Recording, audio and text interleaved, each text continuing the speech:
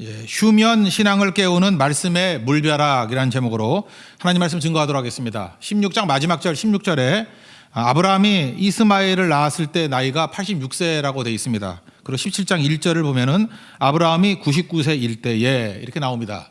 13년이 빠져 있습니다.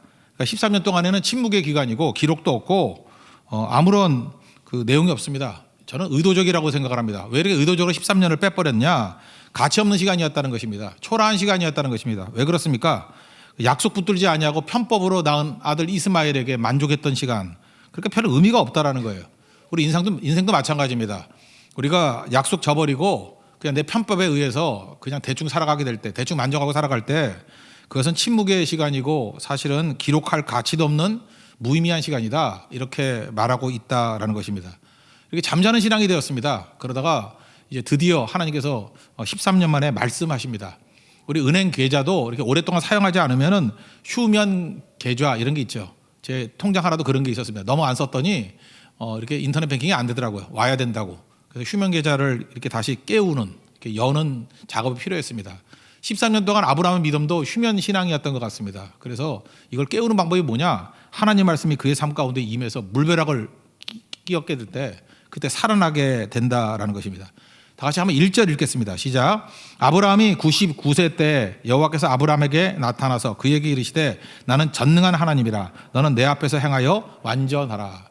13년 만에 하나님께서 말씀으로 오셔서 이렇게 물벼락을 뿌리는 내용이 뭐냐? 두 가지 내용인데 나는 전능한 하나님이라. 이거 히브리 말로 엘 샤다이 이렇게 되어 있습니다. 이전에는 하나님을 엘로힘 또는 뭐 여호와 이렇게 표현을 했는데 여기서 처음으로 엘 샤다이 전능하신 하나님이다 이렇게 말하고 있습니다. 무슨 얘기입니까? 불가능이 없는 하나님이라 그런 뜻이죠. 로마서 4장 17절에는 그 아브라함의 믿음에 대해서 이렇게 표현했습니다. 그가 믿은 바 하나님은 죽은 자를 살리시며 없는 것을 있는 것으로 부르시는 이신이라. 이게 엘 샤다이죠. 전능하신 하나님.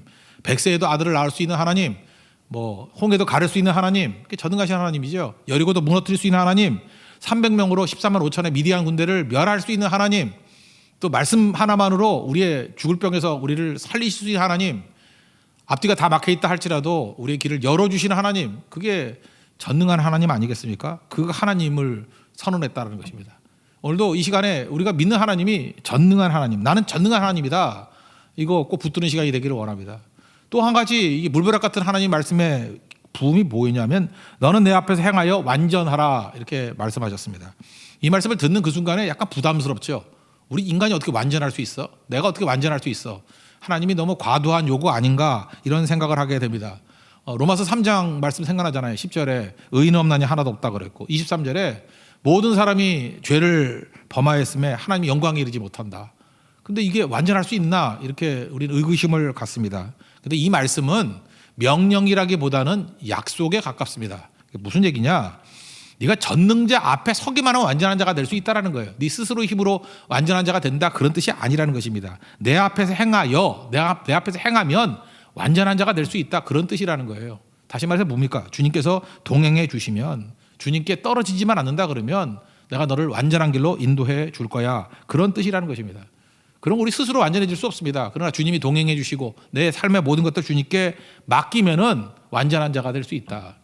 하나님께서 이 잠자는 믿음 가운데 물벼락을 끼얹듯이 깨우는 믿음의 내용이 무엇입니까? 나는 전능한 하나님이고 또 나와 함께 동행하기만 하면 나에게 다 맡기기만 하면 내가 너를 완전한 길로 이끌어 줄 거야. 그러니까 걱정하지 말고 염려하지 말고 두려워하지 말고 나와 함께 동행하자라고 하는 그런 깨우는 말씀을 주셨다라는 것입니다. 그러므로 여러분 하나님 말씀이 부어지게 되면요 잠자는 자가 깨어나게 돼 있습니다. 여러분 깨어나는 은혜의 역사가 나타나기를 원합니다. 근데 또한 동시에 이 하나님 말씀은요 깨어나게 만드는 것뿐만 아니라 또 우리를 깨버리는 내 좁은 자아를 깨버리는 능력이 있다라는 거예요. 그래서 이름을 바꾸는 얘기가 나오는데 원래 이름이 아브람이거든요. 아브람의 뜻은 뭐냐 하면은 존경받는 아버지 이런 뜻이에요.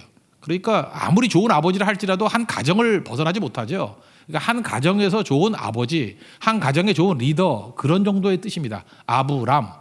우리 다 아브람이라는 꿈도 있죠. 좋은 아버지 되는 거, 그죠? 존경받는 아버지 되는 거 그게 아브람이에요. 이거는 어찌 보면 아브람 자신에 대한 꿈일지도 몰라요. 근데 하나님께서는 그를 아브라함이라고 불렀다는 거예요. 아브라함은 뭡니까? 모든 열국의 아버지 그런 뜻이에요. 모든 민족의 아버지. 그러니까 all nations, 모든 나라, 뭐 한두 나라가 아니라 모든 나라의 아버지가 되는 그런 스케일로 우리를 바꿔줬다는 것입니다. 우리는 내가 생각할 땐 그래요. 아이 뭘 내가 그렇게 대단한 존재입니까? 그냥 한 가정의 아버지가 되는 것으로 충분합니다. 아니라는 거예요. 하나님께서 말씀을 우리를 깨우칠 때는 한 가정 정도가 아니라 열국의 아버지가 될 것이다. 올 네이션스의 아버지가 될 것이다. 이렇게 우리를 초대하고 우리를 부르고 있다라는 것입니다. 우리는 신앙생활을 할 때 내 스타일대로 신앙생활을 너무 좋아해요. 제 스타일은요, 나서는 거, 나대는 거 별로 좋아하지 않아요. 내 스타일이에요.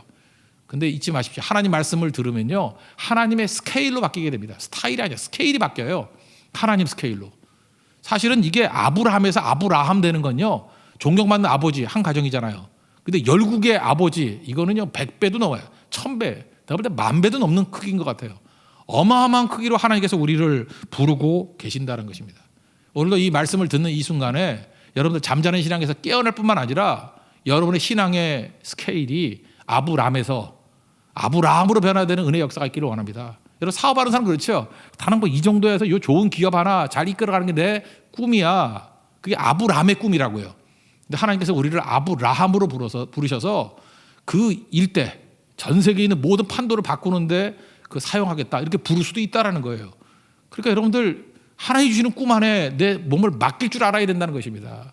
하나님은 아브라함으로 쓰기를 원하시는데 우리는 끝까지 아브라함이 좋습니다 이렇게 말할 때가 있다라는 거예요. 이거 말씀 들을 때 깨진다는 것입니다. 오늘 이 시간이 깨지는 시간이 되기를 축원합니다. 4절과 5절 한번 다 같이 읽겠습니다. 시작. 보라 내 언약이 너와 함께 있으니 너는 여러 민족의 아버지가 될지라. 이제 후로는 내 이름을 아브라함이라 하지 아니하고 아브라함이라 하리니 이는 내가 너를 여러 민족의 아버지가 되게 함이니라. 여러분 성경에 보면 이름이 바뀐다는 거는요 곧 이루어진다 뭐 그런 뜻이 있습니다. 그래서 시몬을 베드로라고 불렀죠. 곧장 제자가 되잖아요. 이름 바뀌는 건 곧장 뭐가 이루어지는 거예요. 1차 전도 여행 이후에 사울이 바울로 이름이 바뀝니다. 바울이라는 뜻은 지극히 작은 자 그런 뜻이에요. 근데 그때부터 하나님께서 그를 새 출발하게 만드시지 않았습니까? 그러니까 이름 바뀐다는 것은 새 출발이라는 의미가 있다는 거예요. 그런데 우리는 좀 궁금하죠. 하나님께서 아브라함을 부를 때 그 창세기 12장에서 부르셨잖아요. 본토 친척 아비 집을 떠나 내가 내게 지시할 땅으로 가라. 그때도 뭐 굉장히 괜찮은 부름인 것 같은데 그때는 아브라함이었어요. 근데 17장에 와가지고 비로소 아브라함으로 이름이 바뀐 이유가 뭘까? 왜 이때가 진짜 출발이 되느냐? 12장이 아니라 성경은 17장이 출발이라고 지금 설명하고 있는 거예요. 이유가 뭐냐? 12장일 때는요, 물론 다 버리고 왔습니다. 다 포기했습니다. 그러나 다른 시도 가능성이 남아있을 때예요. 첫째, 그는 아브라함 175세에 죽었거든요. 그러니까 75세 정도는 꽤 젊은 나이에 해당되는 것 같아요. 당시로서는. 그러니까 사례도 뭐 65세쯤 됐을 때 뭐 예쁘다 그랬잖아요. 그죠? 예, 그런 정도니까 젊었을 때, 그러니까 가능성이 있을 때죠. 또 하나, 인간이 편법을 쓸 수 있는 가능성이 남아있을 때였죠. 양자 들여서 대를 이룬다. 시바지 들여서 대를 이룬다. 다 시도했잖아요. 그죠? 시도했었잖아요. 근데 하나님께서 그걸 허락하지 않으셨고 하나는 억지로 한 거고. 예, 그런 상황이었습니다. 그래서 그때는 아브라함인 거예요. 근데 이제 13년이 흘렀습니다. 이제 100세가 됐습니다. 99세. 이제는 완전한 절망이죠. 아마 당시에도 이 나이는 나이가 꽤 든 나이인 것 같아요. 그러니까 경수가 끊겼다 그러는 거 보면 그 사례도 89세가 돼가지고 이제 생리도 없고 가능성도 없고 그 이전에도 아이를 못 낳는 아마 자궁이었던 것 같아요. 처음부터 11장에 보면 그런 얘기가 나오다. 생산치 못하는 여자라고 그런 모습이 나오는데 이제는 진짜 가능성이 없는 거예요. 여러 가지 정황으로 놓고 볼 때 이제는 흑암이 밀어닥치게 됐고 가능성 제로의 상태가 되었다는 것입니다. 무슨 얘기입니까? 하나님께서 우리를 불가능의 상황으로 이끌어 가신다라는 거예요. 그때에 하나님을 믿고 나올 때 비로소 이름이 바뀌게 되는 진짜 믿음의 출발이 된다는 것입니다. 오늘 혹시 여러분들 내 앞이 막막하고 답답한 성도들 계십니까? 이제 끝이다. 우리 가운데 그런 사람이 있죠. 이제 나이도 들고 젊었다 그럴 때 하나님이 안 쓰셔요. 이제 난 끝이야. 뭐 이 나이에 뭘 하리. 그때가 사실 시작인 거예요. 내가 능력 있다 그럴 때 사실은 하나님 쓰시는 게 아니에요. 나는 가능성도 없고 무능한 존재야. 살아서 뭐해. 뭐 이럴 때 하나님께서 주로 부르신다고요. 왜? 내 가능성이 멈췄을 때 비로소 하나님께서 일하시는 시작이 될 수 있다라는 것입니다. 여러분 현대 정신의 특징이 무엇입니까? 자아가 너무 강해진 거예요. 옛날에는 두 가지 질문, 이게 철학적 질문이거든요. 내가 누구인가? 나는 무엇을 위해 태어났나? 이런 것들은요 하나님께로부터 받던지 아니면 공동체에서 주어졌습니다. 그죠? 예를 들어서 부족 사회 같은 데는 뭐 공동체 사회 같은 때는 내가 태어난 곳이 내가 누구인지 말해주고 있잖아요. 나는 누구인가? 여기서 태어났으니까, 이 가문에 태어났으니까 뭘 해야 되느냐? 가문의 영광을 위해서 입신양명 뭐 이런 거 아니었어요? 되게 이렇게 결정이 됐다고요. 옛날에는. 근데 최근에는요, 이런 모든 질문이 개인에게 다 위양이 돼버렸습니다. 나는 누구이냐? 나는 무엇 때문에 사느냐? 이것이 다 개인에게 넘겨졌다라는 것입니다. 그러다 보니까 개인의 자아의 모든 것들이 다 집중돼 있습니다. 그래서 요즘 시대만큼 자아의식, 이 에고가 한없이 비대해진 때, 이런 때가 없는 것 같아요. 지금 자아가 너무너무 커져 있습니다.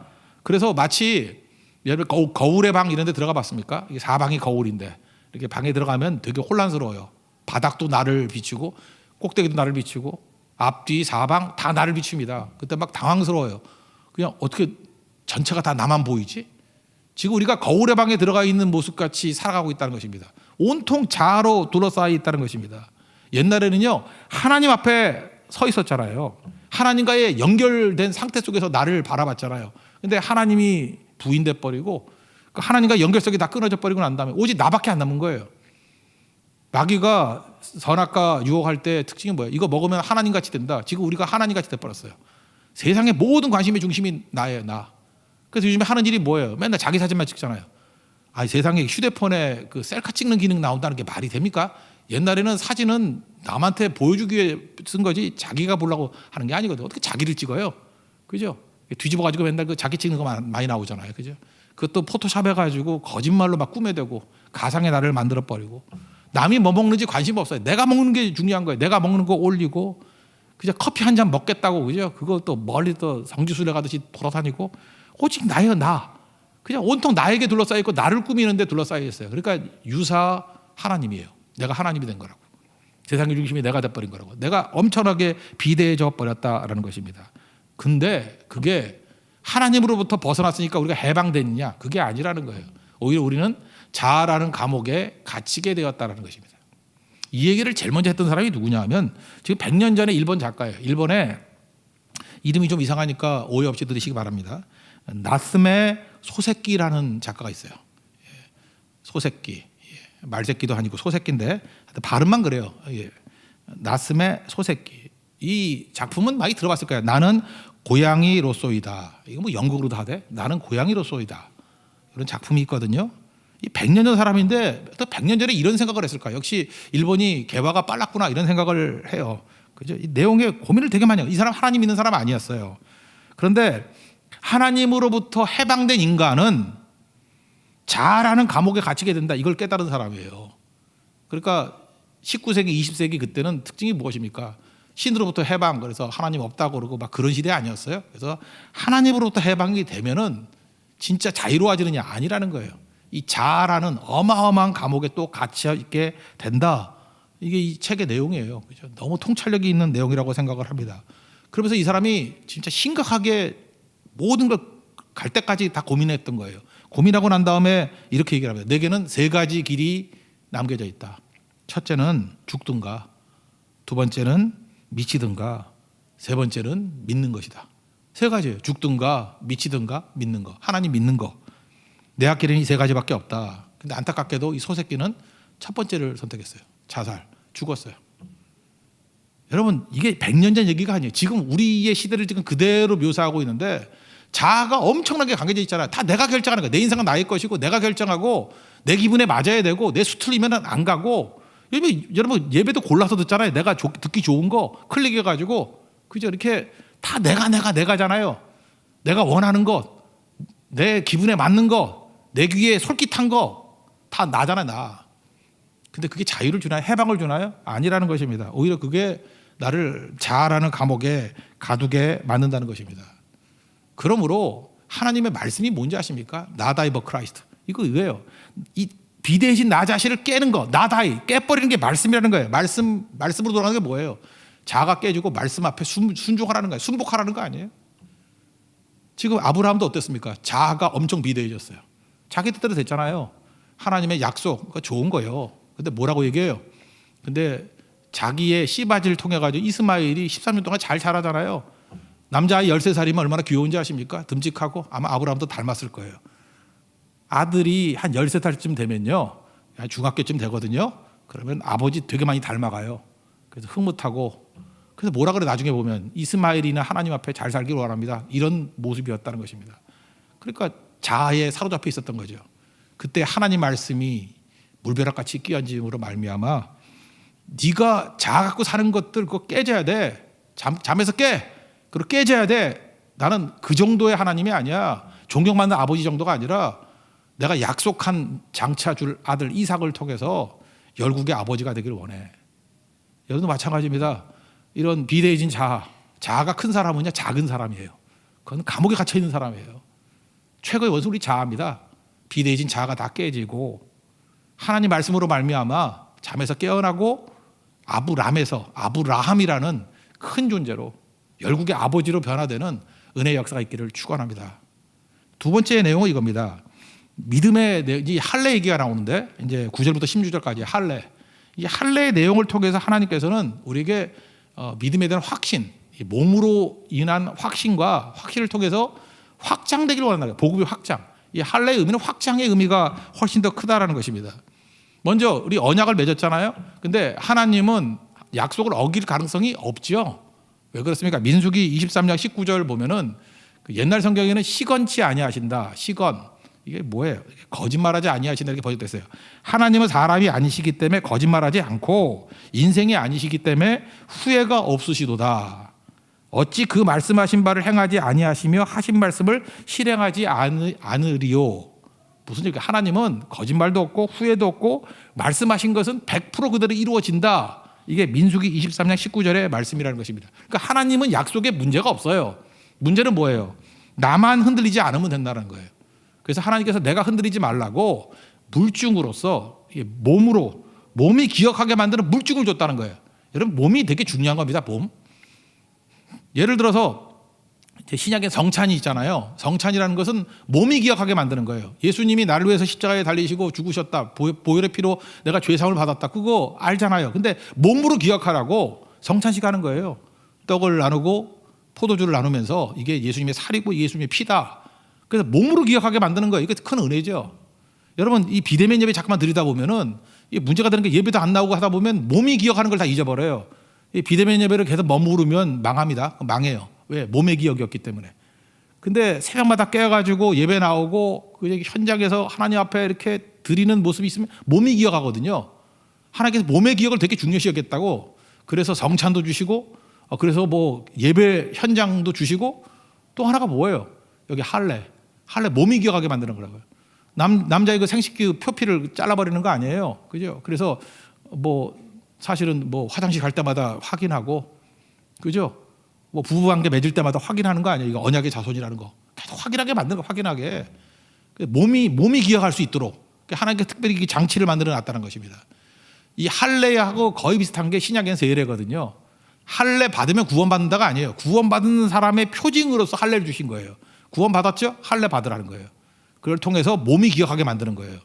세례 받으면 구원받는 게 아닙니다. 구원받은 자가 세례 받는 거예요. 세례 받을 때 굉장히 큰 은혜가 있죠. 왜? 몸이 기억하잖아요. 내가 그때 세례 언제 받은 그날, 그죠? 내가 구원받았다는 것을 이미 받은 구원을 재확인하고 몸이 기억하게 만드는 거 아니에요.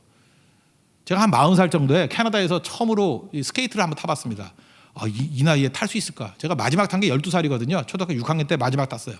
그때는 꽤 많이 탔습니다. 뭐 4학년, 5학년, 6학년 때는 진짜 하루에 뭐 10시간씩 타고 뭐 발이 뭐 이렇게 발톱이 뽑힐 때까지 타고 그랬었거든요. 꽤 잘 탔어요. 잘 탔는데 12살 때 마지막 타고 난 다음에 그러니까 뭐 40살이니까 몇 년 지난 거예요. 뭐 28년 지나고 난 다음에 이게 기억이 날까? 근데 묘하더라고요. 기억이 나더라고요. 몸이 했던 거는 기억이 나요. 하나님께서 그걸 아시는 거죠. 그래서 몸의 기억을 심어둔 거예요. 그게 할례입니다. 할례. 하나님께서 우리에게 몸으로 헌신하는 거 이걸 원하십니다. 몸으로 헌신해야 영까지 살리는 거예요. 몸이 기억하는 인생 되시길 바랍니다. 지금도 그래요. 몸이 기억하는 기도할 때 몸이 기억하면요 위기 순간에도 기도가 나와요. 근데 머리로만 기억된 거는 절대 실행되지 않습니다. 그래서 하나님께서는 약속의 말씀을 주셨는데 그 약속의 말씀을 또 몸이 기억하는 장치를 계속 줬다는 거. 그게 할례라는 거, 세례라는 거, 성찬이라는 거, 이런 귀한 것들을 다 누릴 수 있는 믿음의 종되기를 바랍니다. 근데 이거는 주 핵심 메시지는 아니고 할례가 주는 메시지의 더 큰 메시지는 뭐냐면 복음의 확장성이에요. 할례를 통해서 확신 갖고 확신을 통해서 복음이 확장되기를 원한다는 거예요. 확장. 그러니까 이스라엘 백성들은 할례를 착각을 한 거죠. 택한 백성들의 표징이라고 생각했어요. 아닙니다. 성경 뭐라고 얘기해요? 너뿐만 아니라 너희 가족뿐만 아니라 돈 주고 산 종들까지도 할례 주라는 거예요. 돈 주고 사는 종들은 특징이 무엇입니까? 이방인들 아니에요. 이방인들도 아브라함 너 때문에 구원받고 하나님 백성이 될 수 있다 그 얘기 아니에요. 그러니까 할례가 우리에게 보여주는 건 무엇입니까? 네가 확신 가지고 복음의 확장성을 가지고 살라, 이걸 우리에게 말해주고 있다라는 것입니다. 12, 13절 읽겠습니다. 시작. 너희의 대대로 모든 남자는 집에서 난 자나 또는 너희 자손이 아니라 이방 사람에게서 돈으로 산 자를 막론하고 난 지 8일 만에 할례를 받을 것이라. 너희 집에서 난 자든지 너희 돈으로 산 자든지 할례를 받아야 하리니 이에 내 언약이 너희 살에 있어 영원한 언약이 되려니와. 언약이 내 살에 있다. 이건 몸이 기억한다 그런 뜻이고, 여기 보세요. 돈으로 산 자까지도 할례를 받게 하라. 요한복음 1장 13절 보니까 하나님께 구원받은 백성은 혈통으로 된 게 아니고 육적으로 된 것도 아니고 사람의 뜻으로 나지 아니하고 오직 하나님께로부터 난 자들이야. 이게 무슨 얘기예요? 너를 통해서 하나님께로 난 자들을 만들라는 거죠. 그러니까 여러분들 어떤 인생이 돼야 되겠습니까? 하나님 앞에서 내가 나를 통해서 구원의 통로가 돼야 된다는 거예요. 조금 전에 나를 통하여 찬양했죠. 내 입술을 인하여 주의 이름 높임을 받기를 원한다고. 내가 능력의 통로예요. 그래서 나 때문에 우리 가족이 다 구원받고, 나 때문에 우리의 그 종업원들이 구원받고, 나 때문에 내 고객들이 구원받고, 나 때문에 내가 만나는 모든 사람들이 다 하나님 백성 되는 꿈, 이 확신이 있으면요 확장이 된다라는 것입니다. 여기 한 가지 또 예를 더 드는 게 아내도 그랬잖아요. 사례도 저는 이렇게 생각해요. 이 사례가요, 시집 잘 간 것 같아요. 이 사례가 뭐 잘한 거 별로 없잖아요, 그죠? 근데 남편 하나 잘 만나가지고 이렇게 위대한 여성이 되고 구원받는 어머니가 돼버리지 않습니까? 이게 되게 위대한 거죠. 15절 16절 읽겠습니다. 시작. 하나님이 또 아브라함에게 이르시되 내 아내 사레는 이름을 사레라 하지 말고 사라라 하라. 내가 그에게 복을 주어 그가 내게 아들을 낳아 주게 하라 하며 내가 그에게 복을 주어 그를 여러 민족의 어머니가 되게 하리니 민족의 여러 왕이 그에게서 나리라. 그럼 사레라는 이름의 뜻이 뭡니까? 사레. 이게 돌계집이라는 뜻이에요. 돌계집. 돌계집이라는 말을 한자로 더 많이 쓰는 것 같아. 성녀. 성녀는 뭐냐 하면은 아이를 낳지 못하는 여자를 성녀라 그래요. 성녀. 그러니까 뭐 삼손의 엄마가 성녀죠. 성녀. 그죠? 이렇게 그러니까 원래 아기를 낳지 못하는 자궁 상태였던 것 같아요. 그죠? 거기다가 뭐 의학적으로는 뭐 여러 가지 설명할 수가 있겠어요. 하여튼 성녀. 그러니까 이 사레라는 이름이 원래 그래서 사례라고 지은 건지 아니면 뭐 나중에 사례가 됐는지, 하여튼 사례라는 이름 뜻이 돌계집이라는 뜻이에요. 돌계집, 성녀라는 뜻이라고요. 그런데 하나님께서 그의 이름을 바꿔버렸죠. 아브라함 때문에 확장돼 버리잖아요. 사라는 난해주에 뭐라고 돼 있어요? 여주인 이렇게 돼 있는데 원래 뜻은 공주라는 뜻이에요. 공주, 왕후. 또 옛날 그 계열 한글판에서는 열국의 아버지에 대응해 가지고 열국의 어머니 이렇게 번역을 했다고. 다 맞는 얘기예요, 그죠? 그러니까 무슨 얘기예요? 아브라함 한 사람 때문에 다 변화가 되잖아요. 복음이 확장되잖아요. 가족에게 확장되고 아내를 변화시키고 자기 집에 있는 돈으로 산 종들까지도 변화시키는 능력, 그런 게 임하게 되더라는 것입니다. 언제 이렇게 강력한 능력이 임하게 됩니까? 자아가 죽었을 때, 비대해진 자아가 죽었을 때. 여러분 십자가 얘기를 하는데 십자가의 은혜가 뭐예요? 십자가의 은혜는 나에게는 어떠한 가능성도 없습니다. 그럴 때 능력이 제일 강력한 거죠. Not I but Christ. 그때 제일 강한 거죠. 내 가능성이 제로일 때 하나님이 그때 일하신다는 거예요. 아브라함 보세요. 자기 가능성이 제로일 때 오히려 더 강력하게 할례 이후에 복음이 확장돼서 많은 사람들을 건지게 되었다는 것입니다. 여러분 열왕기상 19장에 보면은 엘리야가 나오는데, 엘리야가 갈멜산에서 대승리 거두고 난 다음에 뭐 이세벨이 죽인다 그러니까 뭐 낙심하는 장면이 나오잖아요. 로뎀나말에서 죽기를 구하고. 그런데 하나님께서 그에게 다시 임재했을 때 특징이 뭐냐 하면 열왕기상 19장 12절에 보니까 또 지진 후에 불이 있으나 불 가운데서도 여호와께서 계시지 아니하시며 불 후에, 우리 많이 쓰는 얘기죠. 세미한 소리가 있는지라. 하나님께서 어떻게 임재하시냐면 세미한 소리로 임재했어요. 세미한 소리. 그럼 세미한 소리는 언제 들리나요? 저는 이렇게 정의를 내립니다. 내 영혼이 극도로 조용해지지 않으면 들을 수 없는 소리, 이게 세미한 소리예요. 언제 하나님의 세미한 소리가 들려요? 내 영혼이 극도로 조용했을 때. 극도로. 내 영혼이 극도로 조용할 때가 언제예요? 내 자아가 다 죽었을 때. 비대해진 내 자아가 죽었을 때예요. 내 자아가 살아있으면 소음이 너무 큰 거예요. 이 생각 저 생각 잡생각이 들 때는 세미한 소리 안 들립니다. 내 영혼이 극도로 조용해져야지. 내 자아가 완전히 죽어버리고 쥐소리도 하나, 쥐새끼 소리도 하나 안 들릴 때 그때 들리는 소리예요. 광야에서 하나님 소리가 들리는 거잖아요. 그때 들리는 거예요. 그때. 그죠? 야고보서 1장 16절에 보면 이런 말씀이 나오잖아요. 믿음으로 구하고 조금 더 의심하지 말라. 의심하는 자는 마치 바람에 밀려 요동하는 바닷물결 같으니. 요동할 때 얼마나 바닷소리가 시끄럽습니까? 시끄러울 때 안 들린다는 거예요. 그러니까 제일 시끄러울 때가 언제? 의심이에요. 의심. 의심은 언제 생기나요? 내 자아가 강할 때. 그죠? 하나님 말씀에 굴복 안 하고 하나님 말씀을 부인하면서 내 잡생각이 들 때 의심 아니에요. 의심 그거. 그때 안 들린다는 거예요. 그러니까 하나님의 능력이 극대화될 때는 언제냐면 내가 제로가 될 때, 내 가능성이 제로가 될 때. 아브라함 보세요. 사실 그 할례하는 것 자체가 그 외과 수술 아니에요. 꼼짝 못하게 만들고 나중에 그 여호수아 때도 보면은 그 여리고성 가기 전에 그 할례 받잖아요. 그러면 남자가 싸우지도 못하고 며칠 동안 걷지도 못하고 빌빌대고 내 가능성이 제로가 더 제로 될 때 아니에요. 근데 그때 하나님이 임재하셔서 여리고에 승리를 주잖아요. 내 가능성이 제로가 될 때 세미한 소리가 들리잖아요. 내 가능성이 제로가 될 때 하나님께서 능력 있게 일하셔서 최고의 승리를 주시지 않습니까? 우리 인생도 마찬가지라는 거예요. 잊지 마시고 확신하는 게 뭐예요? 나는 제로입니다. 주님이 전부이십니다. Not I, but Christ, NIBC. 그게 그 고백 아니에요? 그때에 그게 확신으로 내게 다가오고 그때 복음이 가장 큰 확산으로 나아가게 된다는 것입니다. 여러분 의심 비용이라는 게 있죠. 선진국일수록 비용이 덜 들어요. 왜냐 신용이 있으니까. 예를 들어서 여러분들 뭐 비행기 예약하면 다시 확인 안 해도 되죠. 그냥 가면 돼요. 어떤 거 예약하면은 뭐 호텔 예약도 그냥 예약 오케이 하면 가면 되는 거죠. 후진국일수록요 그 사진하고 가보면 달라요. 그거 아세요? 그래서 뭐 몇 번씩 확인해 봐야 되고 나중에는 그 우리 단체로 뭐 선교 같은 거 갈 때는 한 사람이 가가지고 공항에 먼저 가가지고 체크하고 있어야 될 때도 있어요. 하도 그 믿을 수가 없어가지고. 그러니까 비용이 많이 드는 거죠. 의심 비용. 그렇잖아요. 믿지 못하니까 의심해야 되고 의심하려니까 감시하는 사람 세우고 그 감시하는 사람도 또 돈 먹고 속일까봐 감시병에 또 감시병을 세워야 돼. 그러니까 비용이 보통 드는 게 아니에요. 의심 비용이 엄청 들어요. 우리 인생도 마찬가지예요. 죽어라 뛰는데도 불구하고 열매 없는 이유가 뭔지 알아요? 의심이 의심을 낳아가지고요. 비용만 잔뜩 쌓이고 열매가 없게 되는 거예요. 성경은 뭐라고 얘기합니까? 하나님께 맡기라고. 그럼 비용 하나도 안 들어요. 하나님께 맡기고 잠이나 잘해요. 자고 깨고 하는 중에 자라난다 그러잖아요. 시가. 그러니까 성경은 뭐라 그래요? 잠이나 자. 그죠? 사랑하는 자에게 잠을 주시노다. 예배 시간에 자란 뜻이 아니고요. 이거는 맡기란 뜻이에요. 맡기란 뜻. 그러면 의심 비용 그런 거 없이 하나님께 맡기면 하나님께서는 거짓말도 없으시고 후회도 없으시고 말씀하신 건 100% 이루시는 분이라니까요. 여러분 믿습니까? 승리한다는 거예요. 그래서 여러분들 인생 쉽게 살아야 됩니다. 쉽게 사는 게 뭐예요? 믿고 사는 거예요. 맡기고 사는 거예요.